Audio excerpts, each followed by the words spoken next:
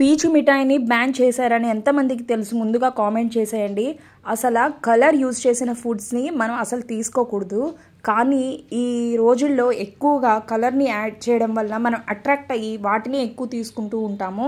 So నేనైతే పీచు మిఠాయిని ఎందుకు బ్యాన్ చేశారు, ఎక్కడ బ్యాన్ చేశారు అనేది వీడియోలో షేర్ చేసుకోబోతున్నాను. సో ఇది మంచి ఇన్ఫర్మేషన్ కాబట్టి యూస్ఫుల్ అవుతుంది. సో షేర్ చేయండి. పీచు మిఠాయి ఇష్టమైన వాళ్ళకి ముందుగా షేర్ చేయండి. సో ఇది 90s కిడ్స్కి ఒక ఫేవరెట్ ఫుడ్ అని చెప్పచ్చు అనమాట. కాకపోతే దీంట్లో రొడమైన్ బి అనే కెమికల్ని యూజ్ చేస్తున్నారనమాట కలర్ రావడానికి.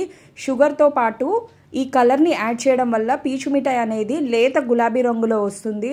సో ఈ రొడమైన్ బి అనేది ఆ కలరింగ్ ఏజెంట్ అనమాట. సో దీన్ని మనం తీసుకోవడం వల్ల హెల్త్ ప్రాబ్లమ్స్ చాలా వస్తాయి. దీన్ని తీసుకోవడం వల్ల క్యాన్సర్ వచ్చే అవకాశం కూడా ఉంది.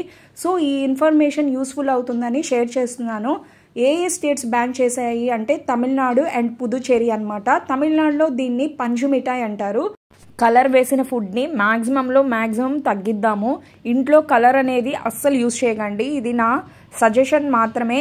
సో ఈ ఇన్ఫర్మేషన్ మీకు యూజ్ అయితే కనుక లైక్ చేయండి, షేర్ చేయండి, సబ్స్క్రైబ్ చేయండి. Thanks for watching.